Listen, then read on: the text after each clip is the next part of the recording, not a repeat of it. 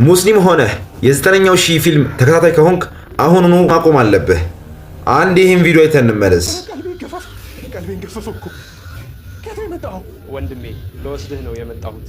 አረ እሱ ነው የሰረቃችሁ ምናምን ብለን ልታስይዘኝ? በዘመንኛው ከፊት ለፊቴ ከየት የመጣው? ለእኛ ለመልካም ሰዎች የተዘጋጀች ምድር አለች፣ ገሃነም ትባላለች።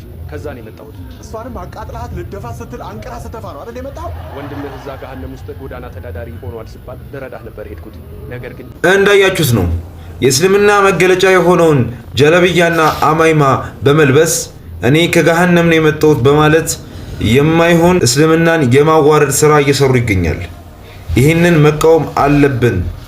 ሁላችንም ሙስሊሞች ይህን ቪዲዮ ሼር፣ ኮፒ ሊንክ፣ ሪፖስት እያደረጋችሁ መጅሊሱም ይህን ነገር መቃወም አለበት፣ ቪዲዮ ማጥፋት አለባቸው።